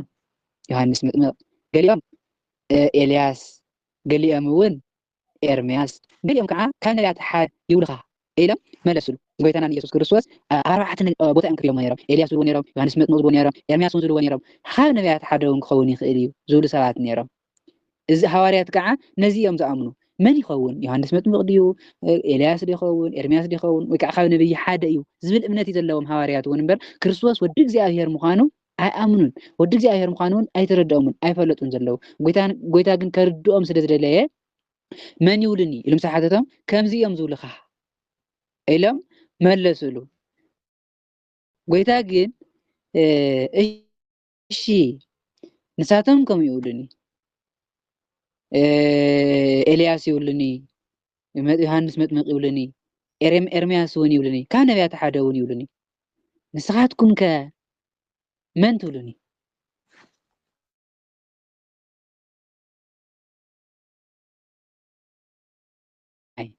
ተቶም ተኻሕቶም ዝደለየ ሕቶ እውን እዚኣ እያ ጎይታ ዝብልዎ ነገር ጠፊእዎ ክርዳእ ደሊ ዘይኮነ ሓቲትዎም ሃዋርያት ዘሎ ዝተሳሓተ ኣመለኻኸታ ክእርም ስለ ዝደለየ ንሶም ከምኡ ይበሉኒ ንስኻትኩም ከ መን ትብሉኒ ኢሉ ምስ ሓተቶም ሽዑ ቅዱስ ጴጥሮስ ንስኻ ደኣ ክርስቶስ ወዲ ሕያው እግዚኣብሔር ኢኻ ንስኻሲ ክርስቶስ ወዲ እቲ ሕያው እግዚኣብሔር ኢኻ ኢሉ ቅዱስ ጴጥሮስ መለሰ ወዲ ሕያው እግዚኣብሔር ኢኻ ኢሉ ምስ መለሰ ኣብ ማቴዎስ ወንጌል ምዕራፍ 16 ቁጥሪ 17 ጎይታና ኢየሱስ ክርስቶስ ንጴጥሮስ ከምዚ ኢሉ ምስ መለሰ እንታይ ኢልዎ ኦ ስምዖን ወልደ ዮና እስመ ኢከሰተ ለከ ዘሥጋ ወደም አላ አቡየ ዘበሰማያት እዚ ነገር እዚ ስጋውን ደማውን ፍልጠት ዘይኮነስ እቲ ሰማያዊ ኣቦ ይገሊጽልካ እቲ ኣብ ሰማያት ዝነብር ኣቦ ይገሊጽልካ እምበር ብናትካ ፍልጠት ብናትካ ትምህርቲ ወይ ከዓ ብናትካ ተሓሳሰባ ኣይኮንካ ነዚ ምስክር ትምስክሮ ዘለኻ ንስኻ ስምዖን ጴጥሮስ እዛ ቃል እዚኣ ስኻ ወዲ ሕያው እግዚኣብሔር ኢኻ ኢሉ ስለ ዝተዛረበ ብፁዕ ኢኻ ወዲ ዮና ስምዖን ንስኻ ብፁዕ ኢኻ ነዚ ነገር እዚ ድማ ስጋውን ደማውን ሓሳብ ወይ ከዓ ስጋውን ደማውን ፍልጠት ዘይኮነስ ሰማያዊ ኣቦ ይገሊጽልካ ጎይታና ኢየሱስ ክርስቶስ ወዲ እግዚኣብሔር ምዃኑ ጴጥሮስ ክዛረብ ዝገበሮ እግዚኣብሔር እዩ መንፈስ ቅዱስ ስለ ዝሓደሮ ነዛ ቃል እዚኣ ንኽምስክር እግዚኣብሔር ሓዲሩ ክምስክር ገይርዎ እምበር ቅዱስ ጴጥሮስ ተረዲእዎ ፈሊጡ ብደንቢ ይፈልጥ ነይሩ ማለት ኣይኮነን ኣብዛ ግዜ ይፈልጥ ከም ዘይነበረ ጎይታ እንታይ ኢልዎ ስጋውን ደማውን ማለት ወይ ከዓ ስጋዊ ሓሳብካ ስጋዊ ፍልጠትካ ዘይኮንካ ብኡ ፈሊጥካ ዘይኮንካ ትምስክር ዘለኻሲ ሰማያዊ ኣቦ ይገሊጽልካ ኢኻ ትምስክር ዘለኻ ኢሉ ጎይታና ኢየሱስ ክርስቶስ ንጴጥሮስ ብፁዕ ኢልዎ ናይ ሰማይ ስኻ ኮኹሒ ኢኻ ኢሉ ኣብዛ ኮኹሒ እዚኣ እውን ቤተክርስትያነይ ክሃንፃ እየ እዛ ኮኹሒ ዝተባሃለት ጴጥሮስ ዝመስከራ ምስክርነት እያ እታ ምስክርነት ከዓ እንታይ እያ ንስኻ ክርስቶስ ወዲ ሕያው እግዚኣብሔር ኢኻ ወዲ ሕያው እግዚኣብሔር ኢኻ ትብል እያ እዚኣ ኮኹሒ ተባሂላ ዘላ ፅንዕቲ ምስክርነት ኣብዛ ኮኹሒ እዚኣ ድማ ንቤተክርስትያነይ ክሃንፃ እየ እቶም ኩሎም ኣመንቲ እቶም ኩሎም ናተይ ዝኾኑ ከዓ ኣብዛ እምነት እዚኣ ክሃንፆም እየ እንታይ ኢሎም ክኣምኑ እዮም ክርስቶስ ወዲ ሕያው እግዚኣብሔር ኢሎም ክኣምኑ እዮም ክርስቶስ ወዲ ሕያው እግዚኣብሔር ብመለኮቱ ወዲ ድንግል ማርያም ብሰብነቱ ኢሎም ክኣምኑ እዮም ኣብዛ ፅንዕቲ ዝኾነት ኮኹሒ በረታት ሲኦል እውን ኣይሕይልዋን እዮም ኢሉ ኣጋንንቲ ይሕይልዋን ፍትወታት ሓጢኣት ኣይሽነፉን እንታይ ዝኾኑ ኣብታ ሓቀኛ እምነት ዝተመርኮሱ ሰባት ክርስቶስ ወዲ ሕያው እግዚኣብሔር ብመለኮቱ ወዲ ድንግል ማርያም ብሰብነቱ ኢሎም ዝኣምኑ እታ ትክክለኛ ዝኾነት ሃይማኖት ዘለቶም ሰባት እዚኦም በረታት ሲኦል ኣይሕይሎምን በረታት ሲኦል ማለት ሓጢኣት ፍትወት ኣጋንንቲ ብሓፂሩ ናይዚ ዓለም እዚ ነገር ኣይጠልፎምን ናይዚ ዓለም እዚ ነገር ክሽውዶም ኣይኽእልን በዚ ናይ ዓለም እዚ ነገር ተሸዊዶም ተጠሊፎም ክስሕቱ ኣይኽእሉን ምክንያቱ እንታይ ስለ ዝኾኑ ኣብ ፅኑዕ ኮኹሒ ስለ ዝተመስረቱ ኣብ ፅኑዕ ኮኹሒ ስለ ዝተመስረቱ ናይዚ ዓለም እዚ ዘሽንፎም ነገር የለን ክርስቶስ ወዲ ሕያው እግዚኣብሔር ብመለኮቱ ወዲ ድንግል ማርያም ብሰብነቱ ኢሉ ዝኣምን ሰብ ሓቀኛ እምነት ኣለዎ ቅኑዕ ሃይማኖት ኣለዎ ኦርቶዶክስ ተዋህዶ ማለት ኦርቶዶክስ ተዋህዶ ቅኑዕ ሃይማኖት ክንብል እንከለና እቲ ቅኑዕ ሃይማኖት እንታይ እዩ ዝብል ጥያቄ ክንጥያቅ ከለና ክርስቶስ ወዲ ሕያው እግዚኣብሔር ብመለኮቱ ወዲ ድንግል ማርያም ብሰብነቱ ኢላ ተኣምን ወልድ ዋሕድ ኢላ ተኣምን ቅንዕቲ ሃይማኖት ማለት እዚኣ እያ ናይ ኣቦታትና ናይ ሃዋርያት ሃይማኖት እዚኣ እያ ክርስቶስ ወዲ ሕያው እግዚኣብሔር ብመለኮቱ ወዲ ድንግል ማርያም ብሰብነቱ ኢላ ተኣምን ሓቀኛ ቤተክርስትያን ጎይታና ኢየሱስ ክርስቶስ ነታ ቤተክርስትያነይ ኣብዛ እምነት እዚኣ ኣብዛ ፅንዕቲ ኮኹሒ እዚኣ ክሃንፃ እየ ከም ዝበለ ጎይታ ነዚ ምስክር እዚ ምስ መስከሩ ሽዑ ንሓደ ሰብ ከይትናገሩ ተጠንቀቁ ኢሉ ኣጠንቂቕዎም ኣብዚ ኣብ ማቴዎስ ብደንቢ ተረዲናዮ ብደንቢ ብሰፊሑ ገሊፅዎ ማርቆስ ታሪክ ሕፅር ናበለ ስለ ዝገልጽ ሕፅር ኣቢሉ ወንበር ብሓፂሩን ቅዱስ ጴጥሮስ ናይ ሰማይ ስልጣን ከም ዝተሃቦ ኣብዚ ምድሪ ዝኣሰርካዮ ሰማይ ዝተኣሰረ ክኸውን እዩ ኣብዚ ምድሪ መኺርካ ሚዒድካ ዘምፃእካዮ ኣብ ናይ እግዚኣብሔር መንግስቲ ክፍል ኣለዎ ኣብዚ ምድሪ መኺርካዮ ሚዒድካዮ ኣይሰምዕን ዝበለካ ዝፈለካዮ ድማ ኣብ ናይ እግዚኣብሔር መንግስቲ ፀጋን ክፍልን የብሉን ኢሉ ኣብኡ ገሊፅዎ እዩ ኣብዚ ዝል ኢሉ ናብ ምንታይ ከይዱ ዘሎ ሃዋርያት ክርስቶስ ወዲ እግዚኣብሔር ምዃኑ ንማንም ሰብ ከይትዛረቡ ኢሉ ከም ዘጠንቀቆም ተሓሳብ ምስ ተመስከረት ምስክርነት ንጴጥሮስ ዝተዋሃበ ብፅዕና ኩሉ ዘሊሉ ቅዱስ ማርቆስ ከይትዛረቡ ዝተባሃሉ ናብ እዩ ዘሊሉ ከይዱ ዘሎ ኣብ ማርቆስ ስለተረዳእናዮ እዚ ፀገም ዘምፅእ ኣይኮነን ኣብዚ እናሓፀረ ስለ ዝኸይድ ጌታና ኢየሱስ ክርስቶስ ከይትዛረቡ ኢሉ ዘጠንቅቆም ዘሎ ድማ ክርስቶስ እዚ ወዲያው እግዚኣብሔር እዩ ጴጥሮስስ ክርስቶስካ ወዲያው እግዚኣብሔር ኢኻ ኢሉ መስኪሩ ወዲያው እግዚኣብሔር ኢኻ ኢሉ ምስ መስከረ ሓቂ ወዲያው እግዚኣብሔር እየ እዚኣ ዝመስከርከያ ምስክር ከዓ ሰማያዊ ኣቦይ ገሊፅልካ ኢልዎ ለካ ወዲ እግዚኣብሔር እዩ እኒሀ ኢልኩም ከይትዛረቡ ኢሉ ኣጠንቀቆም እዚ ዝበለሉ ምክንያት ድማ ዕንቅፋት ከይላዓል ኣይኮነን ጌታና ኢየሱስ ክርስቶስ ገና ዓላምኡ ከሳኸ ክምህር ብዙሕ ነገር ክሰርሕ ስለ ዝኾነ ግዜኡ ከይበፅሐ ክመውት ስለ ዘይደለየ እቶም ፈሪሳውያን ዕንቅፋት ከይፈጥሩ ንትምህርቱን ኣገልግሎቱ ዕንቅፋት ከይፈጥሩ ምእንቲ ከይትናገሩ ኢሉ ንሃዋርያት ኣጠንቂቅዎም ማለት እዩ። ኣብዚ ሓምሸይቲ ክፍሊ እዚኣ ንምሃሮ ትምህርቲ ቀዳማይ ነገር ጌታና ኢየሱስ ክርስቶስ ኣብ ቂሳርያ ዝተባሃለት ዓዲ ንሃዋርያት ዝሓተቶም ካልኣይ ቅዱስ ንጎይታና ንኢየሱስ ክርስቶስ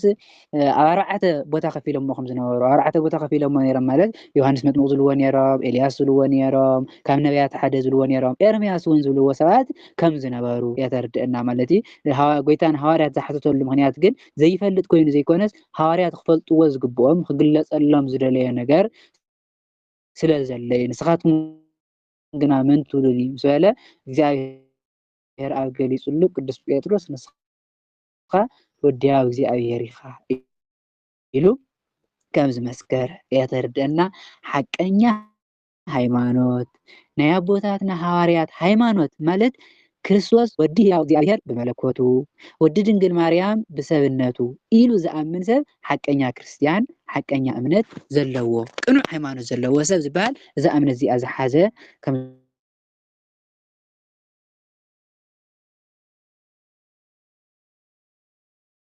ክንብል እንከለና ኣይኒት እምነት ክርስቶስ ወዲ ሕያው እግዚኣብሔር መለኮቱ ወዲ ድንግል ማርያም ብሰብነቱ ኢላ ተኣምን ቅንዕቲ ሃይማኖት ኣለትና ናይ ኣቦታትና ሃዋርያት ቅዱስ ጴጥሮስ ዝመስከራ እምነት ኢና ንኣምን ንሳ ኢና ንሕና እውን እንመስክር ማለት እዩ። ሃይማኖትኩም እንታይ እዩ ዝጠየቀና ሰብ ክርስቶስ ወዲ ሕያው እግዚኣብሔር ብመለኮቱ ወዲ ድንግል ማርያም ብሰብነቱ ኢላ እተኣምን ቅንዕቲ ሃይማኖት ኦርቶዶክስ ተዋህዶ ወልድ ዋሕድ ኢላ ተኣምን ኦርቶዶክስ ተዋህዶ እዩ ሃይማኖተይ ኢልና መልሲ ንበላ እዚኣ እያ ትክክለኛ ሃይማኖት ንሕና ሃዋርያት ማለት እዩ። እሺ ሰይቲ ክፍሊ ጎይታና ኢየሱስ ክርስቶስ ብዛዕባ ሞቱን ብዛዕባ መከሩን ከም ዝተዛረበ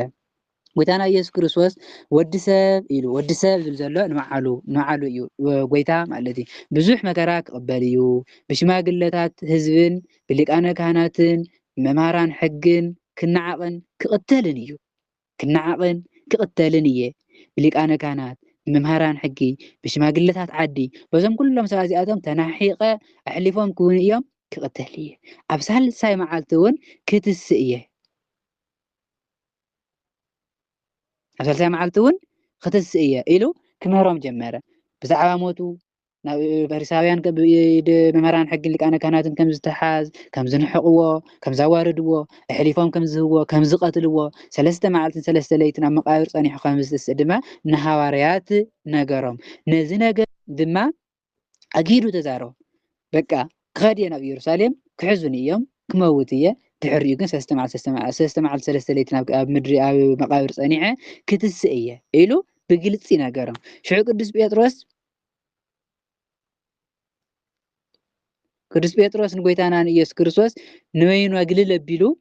እዙይስ ኣይኸውንን በሎ ክትመውት የብልካን መከራ ክትቅበል የብልካን እስኻ ክትመውት ኣይግበአካን ኢሉ ቅዱስ ጴጥሮስ መጀመርያ ንስኻ ወዲ ሕያው እግዚኣብሔር ኢኻ ክርስቶስ ወዲ ሕያው እግዚኣብሔር ኢኻ ኢሉ ፅቡቅ መልሲ መሊሱ ብፁዕ ተባሂሉ ነይሩ። ሕዚ ግን ቅዱስ ጴጥሮስ ንጎይታ ክመውት እየ ምስ በሎ ከይመውት ፈሪሑ ምክንያቱ ጎይታ ክነግሰሉ እሞ ቅዱስ ጴጥሮስ ከዓ ስልጣን ሒዙ ክነብር እዩ ኣብዚ ምድሪ እዚ ክነግስ ይመስልዎ ዘሎ ክርስቶስ እምበር ክርስቶስ ብሞቱ ሞት ከጥፍእ ብሞቱ ሞት ከሽንፍ ብናቱ ሓሳር ብናቱ መከራ ናይ ደቂ ሰባት ውርደትን መከራን ሓሳርን ከጥፍእ ከም ዝመፀ ኣይተረድኦን ነይሩ ቅዱስ ጴጥሮስ ንበይኑ እግሊ ለቢሉ ክትመውት የብልካን ሞትማ ንዓኻ ይግባአን ኢሉ ንጎይታና ንኢየሱስ ክርስቶስ ነገሮ ጎይታ ግን ናብ ደቀ መዛሙርቱ ግልጽ ኢሉ እናጠመተ ንጴጥሮስ ናይ ሰብ እምበር ኣብ ማቴዎስ ወንጌል ኣታ ሰይጣን ካባይ ዳሕር ካባይ ረሓቅ ከም ዝበሎ ይገልጽ እዩ ናይ ሰብ እምበር ናይ እግዚአብሔር ኣይተሓስብን ኢኻ እሞ ኣታ መዕንቀፊ ሰይጣን መሰናኻኸሊ ካባይ ረሓቅ ኢሉ ገሰጾ ሰይጣን ማለት መዕንቀፊ ተጻራሪ ተቃራኒ ማለት ሰይጣን ማለት ሕዚ ድማ ጎይታ ንቅዱስ ጴጥሮስ ሰይጣን ዝሎ ዘሎ ንስኻሲ ናይ ሰብ እምበር ናይ እግዚአብሔር ይትፈልጥን ናይ ሰብ እንታይ እዩ ኣብዚ ምድሪ እዚ ነጊሱ መችዎ በሊዑ ሰትዩ ተዝናንዩ ክነብር እዩ ሰብ ዝሓስብ ናይ እግዚአብሔር ሓሳብ ግን ካልእ እዩ ናይ እግዚአብሔር ክርስቶስ ክነግስ ኣብዚ ምድሪ እዚ ክገዝእ መሳፍንቲ መኳንንቲ ክሸውም ኣይኮነን መፅዩ ናይ እግዚአብሔር ሓሳብ ኣይኮነን እዚ ክርስቶስ ኣብዚ ምድሪ እዚ ተዋሪዱ ተሳቂዩ ብሞቱ ሞት ከጥፍእ ብናቱ ሓሳርን ውርደትን ናይ ደቂ ሰባት ውርደትን ሓሳርን ከጥፍእ እዩ ናይ እግዚአብሔር ፈቃድ እምበር ክነግስ ኣይኮነን ናይ እግዚአብሔር ፈቃድ ቅዱስ ጴጥሮስ ክነግሰሉ ይደልዩ ሞተ ይግብአካን ዘሎ ጎይታ ግን ክነግስ ኣይመፀን ክመውት እዩ መፅዩ ምእንቲ ደቂ ሰባት ቤዛ ክኸውን እዩ መፅዩ እዚስ ኣይትፈልጥን ንስኻ ናይ እግዚአብሔር ፍቃድ መዕንቀፊ ስለ ዝኾንካ ካባይ ረሓቅ ተባሂሉ ናይ እግዚአብሔር ፍቃድ እንታይ እዩ ክርስቶስ ክመውት መከራ ክቅበል ምእንቲ ደቂ ሰባት ክሳቀ እዩ ሞይቱ መፅዩ ናይ እግዚአብሔር ፍቃድ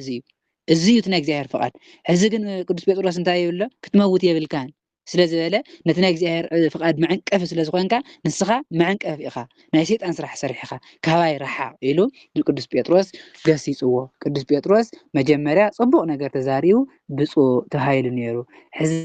ናይ ጎይታ ክትመውት የብልካን ስለዝበለ መዕንቀፊ ሰይጣን ተባሂሉ ተገሲጹ ጎይታ ቅዱስ ጴጥሮስ ጎይታ ክትመውት የብልካን ማለቱ ደቂ ሰባት ግድሕኑ የብሎምን ማለት እዩ ናይ ጎይታ ሞት ዋላ እኳ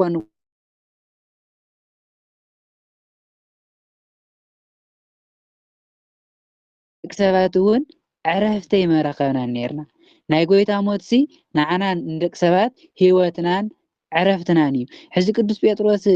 ጎይታ ኣይትሙት መከራ ክትቅበል ኣይግብአካን ምባሉ ደቂ ሰባት ክድሕኑ ኣይግብኦምን ደቂ ሰባት ናይ ዘለኣለም ህይወት ክወርሱ ኣይግብኦምን እዩ ዝብል ዘሎ ናይ ጎይታ ሞት ሞት ኣይኮነን ህይወት እዩ ንደቂ ሰባት ህይወት እዩ ንደቂ ሰባት ዕረፍቲ እዩ እዚ ይፈጸም እዩ ዘሎ ቅዱስ ጴጥሮስ እዚ ስለ ዝበለ ግን ጎይታና ኢየሱስ ክርስቶስ መዕንቀፊ ካባይ ረሓቅ ኢሉ ቅዱስ ጴጥሮስ ገሲጽዎ ጽቡቕ ነገር ስለ ዝተዛረበ ቅዱስ ጴጥሮስ ብፁዕ ተባሂሉ ነይሩ ኣብዚ ግን ናይ እግዚአብሔር ፍቃድ ተጻራሪ ስለ ዝኾነ ንናይ እግዚአብሔር ፍቃድ ከይፍጸም ጎይታ ክትመውት ኣይግብአካን ስለዝበለ ሰይጣን ተባሂሉ ከም ዝተገሰጸ ሰይጣን ማለት ከዓ ተቃራኒ መስተጻርር ጽቡቕ ነገር ክስራሕ ዘይደሊ ማለት እዩ ቅዱስ ጴጥሮስ ሰይጣን ተባሂሉ ከም ዝተገሰጸ ወይ ቅዱስ ጴጥሮስ ክትመውት ኣይግብአካን ዝበለሉ ምክንያት ድማ ክነግሰሉ ስልጣን ሒዙ ክነብር ድሌቱ ስለ ዝነበረ ቅዱስ ጴጥሮስ እምበር ናይ ክርስቶስ ሞትስ ናይ ደቂ ሰባት ህይወት ናይ ደቂ ሰባት ድሕነት ምዃኑ ኣይተረድአን ነይሩ እምበር ተዝርዳእ ነይሩ ከመይ ኣይመበለን ነይሩ ስለዚ ፈለጠ እዩ ከምኡ ዘሎ ቅዱስ ጴጥሮስ ጎይታና ኢየሱስ ክርስቶስ ግን ከም ዝገሰጾ ናይ እግዚአብሔር ፍቃድ ጎይታና ኢየሱስ ክርስቶስ ክመውት ብሞቱ ደቂ ሰባት ክድሕኑ ብሞቱ ዓለም ክትቅደስ ብደሙ ነዛ ዓለም እዚኣ ቤዛ ኮይኑ ንደቂ ሰባት ቤዛ ኮይኑ ክሞተሎም ናይ እግዚአብሔር ፍቃድ ናይ ሰብ ፍቃድ ኢኻ ትፈልጥ ማለት ከዓ ናይ ሰብ ፍቃድ ድማ ክነግሰሉ ኣብዚ ምድሪ እዚ ነጊስሉ ተሸይሙ ክነብር ይደሊ ስለ ዝነበረ እዩ ቅዱስ ጴጥሮስ ከምዚ ኢልዎ ዘሎ ጎይታና ኢየሱስ ክርስቶስ ማለት እዩ እዚ ኩሉ ዝበለ ግን ቅዱስ ጴጥሮስ ዘይምስትውዓሉ ተተናጊርዎ ዝነበረ ቃል ስለ ዝረስዖ እዩ ናይ ክርስቶስ ሞት ወዲያው እግዚአብሔር ኢኻ እንዳበለ ወዲያው እግዚአብሔር ንጉስ እዩ ኣብዚ ምድሪ እዚ እንታይ ኢልዎ ንግስና ዘድልዮ ኣይኮነን ነይሩ ግን ቅዱስ ጴጥሮስ ተዓንቶ ዝመስከራ ቃል ኣብዚ ግዜ እዚ ረሲዕዋ ስለ ዝፀንሐ ጎይታ ክትመውት የብልካን ስለ ዝተባሃለ ሰይጣን ተባሂሉ ተገሲጹ ማለት እዩ ሻውዓይቲ ክፍሊ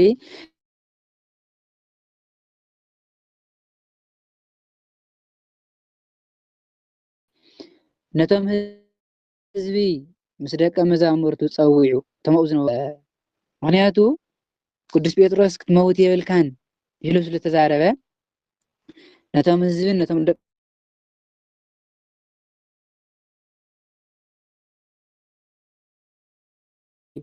ክርስቶስ ክነግስ ቅዱስ ጴጥሮስ ከዓ ንክርስቶስ ዝኽተል ዘሎ መችዎ ክነብር ኣብዚ ምድሪ እዚ ተሸይሙ ስልጣን ሒዙ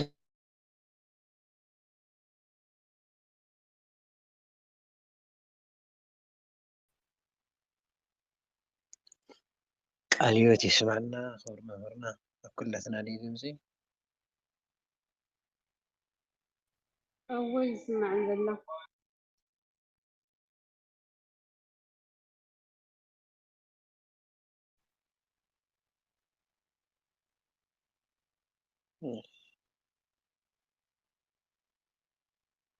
ያው ከምጢርዎ መላ ማለት እዩ እግዚአብሔር ይገስጽና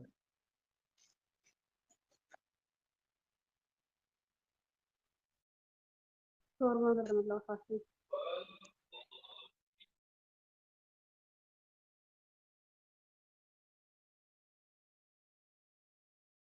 እሺ ይስማዕ ኣሎ ድሕዚ ክብሪ መምህርና ይወፅ እቲ ንዓይ ክኽተል ዝደሊ እቲ ንዓይ ከግልግል ዝደሊ ኣብዚ ምድሪ እዚ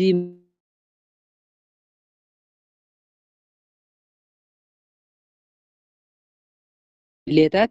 ክፅመድ የብሉን ናይ መከራ መስቀሉ እውን እንታይ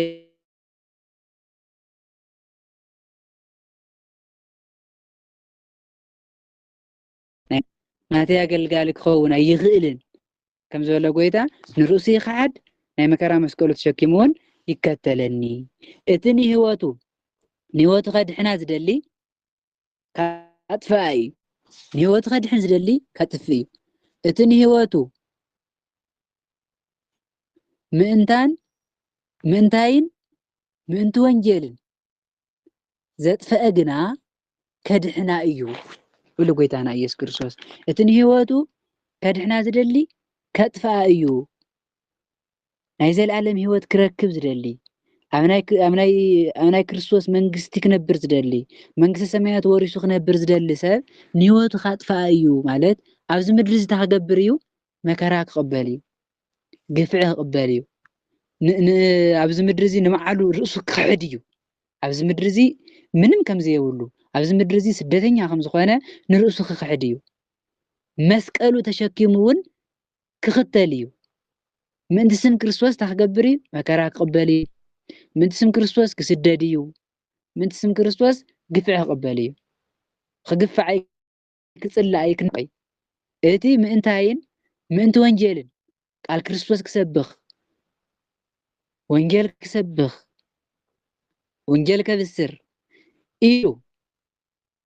ንህይወቱ ኣብ መከራ ኣብ ፈተና ዝደብረየ ሰብ እታ ክገብር ኣይሱ ከድሕና እዩ መስቀል ክርስቶስ ተሸኪሙ ናይ መከራ መስቀል ተሸኪሙ ንክርስቶስ ዘገልገለ ንክርስቶስ ዝሰዓበ ንክርስቶስ ዝተኸተለ ናይ ዘለዓለም ህይወት ክነብር እዩ ቃል ክርስቶስ ዝሰበኸ ወንጌል ዝመሃረ ናይ ዘለዓለም ህይወት ክረክብ እዩ እንታይ ስለ ዝኾነ ኣብዚ ንህይወቱ ከድሕና ስለ ዝደሊ ኣብዚ ምድሪ እዚ ብመከራ ብስደት ብግፍዒ ስለ ዝነብር ናይ መስቀሉ ስለ ዝሽከም መስቀሉ ማለት መከራ ከም ዘለዎ ኣሚኑ ኣብዚ ምድሪ እዚ ንባዕሉ ስለ ዝኽሕድ እዚ ሰብ እዚ ንህይወቱ ካድሕና እዩ ሰብ ኢሉ ጎይታ ብኩሉ ዓለም ኣብዚ ዓለም እዚ ረቢሑ ሃፍቲሙ ኩሉ ነገር ተማሊኡ ኢሉ ነብሱ እንተጥፍአ እንታይ ይጠቕሞ ንሰብ እዚ ብኩሉ ነገሩ እንተሃፍተመ ብዙሕ ነገር እውን ተረኸበ ኣብዚ ምድሪ እዚ ብሓፂሩ መችዎ እንተነበረ ብነብሱ ግን እንተጠፍአ ድሕነት እንተዘይሃልይዎ ህይወት እንተዘይሃልይዎ እንታይ ይጠቕሞ ኣብዚ ምድሪ እዚ እንተነገሰ ኣብዚ ምድሪ እዚ እንተተሾመ ኣብዚ ምድሪ እዚ እንተሃፍተመ መከራ ስደት ግፍዒ እንተዘይረኸቦ ግን ናይ ነብሲ ድሕነት ተዘይሃልይዎ ምንም ክጠቕሞ ኣይኽእልን ቤዛ ነብሱ እውን እንታይ መሃበ ኢሉ ጎይታ ቤዛ ነብሱስ እንታይ ክህብ ይኽእል ናይ ነብሲ ቤዛ ገንዘብ ኣይኮነን ነብሲ ብገንዘብ ኣይትድሕንን ንክርስቶስ ብምእማን ንክርስቶስ ብምኽታል ያ ነፍሲ ትድሕን ንክርስቶስ ብምግልጋል ምእንቲ ክርስቶስ መከራ ምቕባል ምእንቲ ስም ክርስቶስን ምእንቲ ቃል ወንጌልን ኢልካ ምስ ግፍዕ ምቕባል መከራ ምቕባል ስደተኛ ምዃን ብኩሉ ሰብ እውን ዝተጸልአ ምዃን እዩ ናይ ነፍሲ ድሕነት ክርክብ ዝኽእል እምበር ሃፍቲ ስልጣን ሹመታት ቤዛ ነፍሲ ክኸውን ኣይኽእልን ቤዛ ነፍሲ ንክርስቶስ ኣሚኑ ንክርስቶስ ተኸቲሉ ንክርስቶስ ኣገልጊሉ ብስም ክርስቶስ መከራ ተቐቢሉ ኣብዚ ምድሪ እዚ ንህይወቱ ስለ ዘጥፍአ መከራ ስለ ዝተቐበለ መስቀሉ ስለ ዝተሸከመ ንባዕሉ እውን ስለ ዝኸሓደ ናይ ዘለኣለም ህይወት ይረክብ ኣብዚ ምድሪ እዚ መችይዎ እንተነይሩ ሃፍቲሙ ስልጣን ሒዙ ተሸይሙ እንተነይሩ ግን ነብሱ ከድሕነ ኣይኽእልን ስልጣኑ ነብሱ ከድሕነሉ ኣይኽእልን ንብረቱ ነብሱ ከድሕነሉ ኣይኽእልን ሃፍቲ ኩሉ ነብሲ ከድሕነ ኣይኽእልን ነብሲ ትድሕን ብክርስቶስ ጥራሕ እያ ዞን ጎይታ እንታይ ኢሉ ሰብ ኣብዚ ምድሪ እዚ ረቢሑ እንተነበረ ብነብሱ ግን እንተጠፍአ እንታይ ይጠቕሞ ቤዛ ነብሱ ከ እንታይ ክህብ ይኽእል ምንም ዝህቦ ነገር የብሉን ቤዛ ነብሱ እዚ ነገር እዚ ኢለ ነፍሲ ከድሕና እየ እዚ ኢሉ ክድሕነ ይኽእል ገንዘብስ ብገንዘብ ከዓ ብስልጣን ብሃፍቲ ናይ እግዚአብሔር መንግስቲ ትወርስ ንክርስቶስ ብምግልጋል ንክርስቶስ ብምስዓብ ናይ ክርስቶስ ብምዃን ጥራሕ እያ ናይ እግዚአብሔር መንግስቲ ትርከብ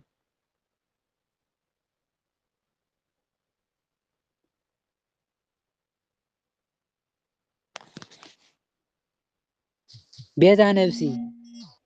ናይ ነፍሲ ድሕነት ተዘይረኺቡ ሰብ ሃፍቲ ኮነ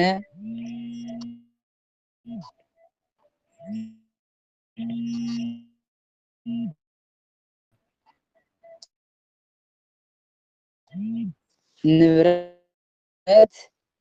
ምንም ረብሓ ከም ዘይብሉ ጥቕሚ ከም ዘይብሉ እዩ ጎይታ ዝገልጽ ዘሎ እዚ ዝብሎ ዘሎ እንታይ ስለ ነዚ ካልዕሎ ዝኸኣለ ቅዱስ ጴጥሮስ እንታይ ስለ ዝሓሰበ እዩ ኣብዚ ምድሪ እዚ ነጊሱ ክርስቶስ ክነግሰሉ ንሱ እውን ክሽወም ኣብዚ ምድሪ ዝመችዎ ክነብር ደልዩ ስለ ዝነበረ እዩ ቅዱስ ጴጥሮስ ንዓይ ክትኽተሉ እንተደሊኹምሲ ስልጣን ሹመት ንብረት ኣይትድለዩ እንታይ ደኣ መከራ ኣለኩም ፈተና ኣለኩም ስቃይ ኣለኩም ምንቲ ስመይን ምንቲ ቃል ወንጌልን ብዙሕ ዕንቅፋትን ብዙሕ መከራን ከም ዘለኩም ኣሚንኩም ክትኽተሉኒ ኣለኩም እምበር ስልጣንን ሹመትን ሃፍትን ደሊኹም ኣይትከተሉኒ ንምባል ጎይታና ኢየሱስ ክርስቶስ ነዚ ቃል ዘልዕልዎ ዘሎ እንታይ ኢሉ እቲ ኣብዚ ዘማውን ሓጥእን እቲ ኣብዚ ዘማውን ሓጥእን ዝኾነ ትውልዲ እዚ ብኣይን ብቃለይን ዝሓፍር ወዲ ሰብ ብግርማ አቡኡ ምስ ቅዱሳን መላእክቲ ምስ መፀ ብኡ ክሓፍር እዩ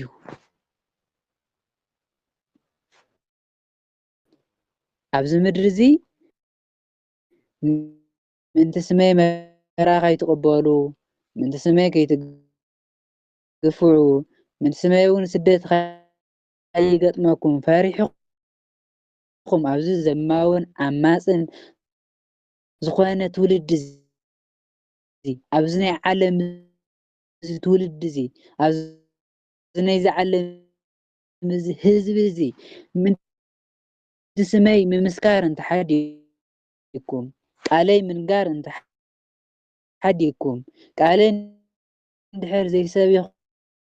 كم كوينكم بسمين دحر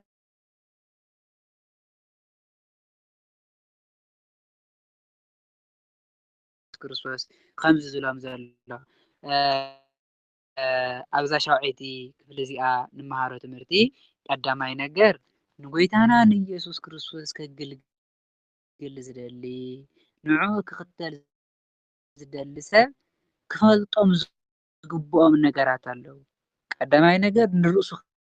ክሕድ ኣለዎ ንርእሱ ክሕድ ኣለዎ ማለት ኣብዚ ምድሪ እዚ ክኸብር ኣብዚ ምድሪ እዚ ልዕል ክብል ኣብዚ ምድሪ እዚ ክሽወም ልዕል ኢሉ ክነብር ክደሊ የብሉ ቀዳማይ ነገር ካልኣይ መስቀል ክሽከም ኣለዎ ማለት መከራ ከም ዘለዎ ክኣምን ኣለዎ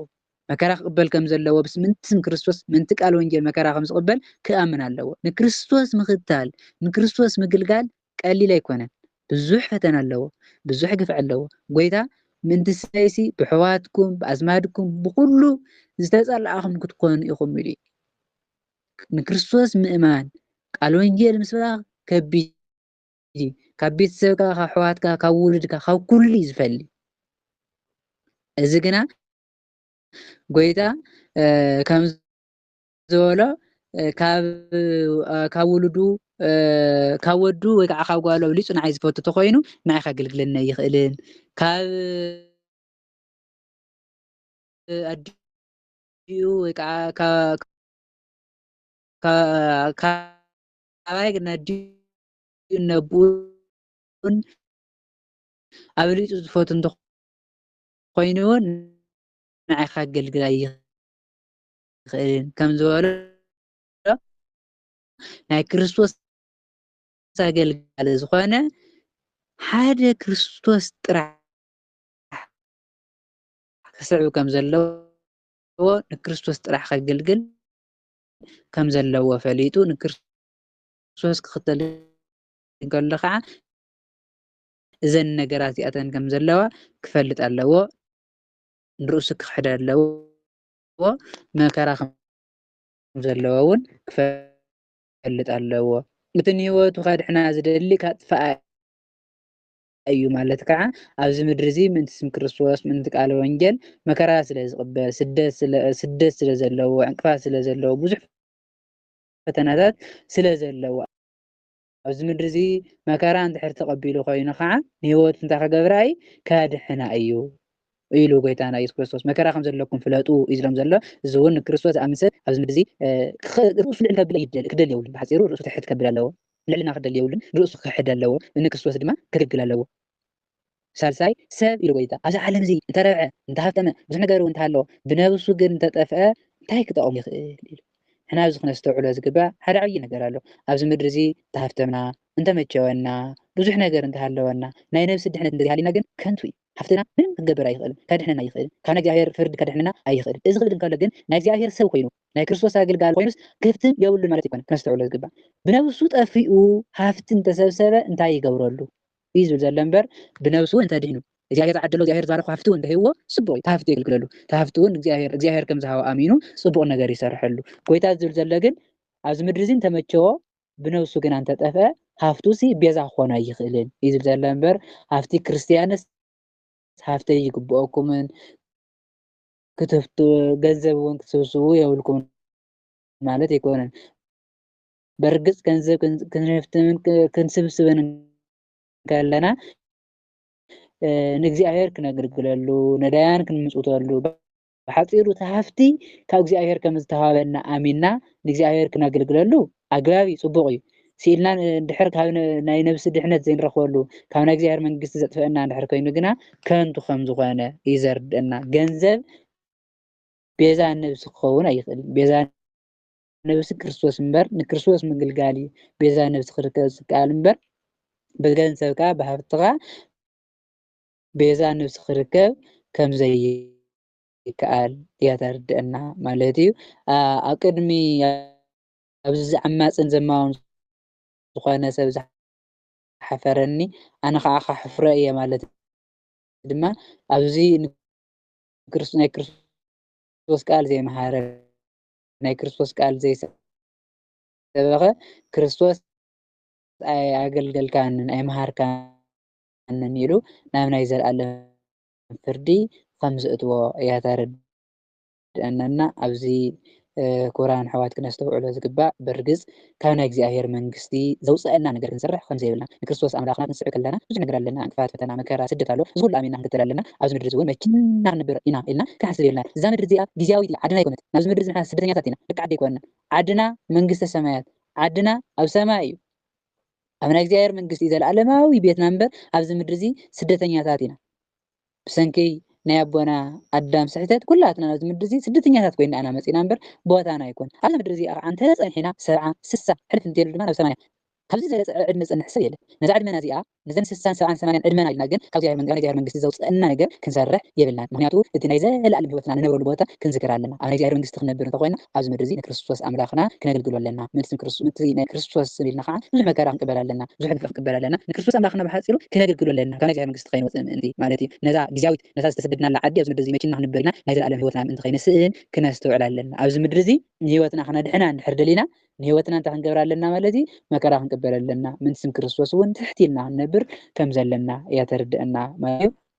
ነዚ ክንገብር ከዓ እግዚአብሔር ኣምላኽ ይርድአና ፀግኡ ይዓድለና ምክንያቱ ንሕና ብፃዕርናን ብጉልበትና ንገብሮ ነገር የለን ኩሉ ናይ እግዚአብሔር ሓይሊ ናይ እግዚአብሔር ረድኤት እምበር ብናትና ፃዕሪ ዝስራሕ ስለዘየለ እግዚአብሔር ኣምላኽ ረድኤቱ ሓይሉ ፀግኡ ይዓድለና ስለዝነበረና ፃኒሒት ቅዱስ እግዚአብሔር ኣምላኽና ስሙ ዝኸበረን ዝተመስገነን ይኹን ፀጋ ጌታና ኢየሱስ ክርስቶስን ፍቅሪ እግዚአብሔር ኣብን ሕብረት መንፈስ ቅዱስን ጸሎት ኣዴና ቅድስት ድንግል ማርያምን ጸሎት ኩሎም ቅዱሳን ኣቦታትናን ምስ ኩላትና ይኹን ወስብሐት ለእግዚአብሔር ወለወላዲቱ ድንግል ወለመስቀሉ ክቡር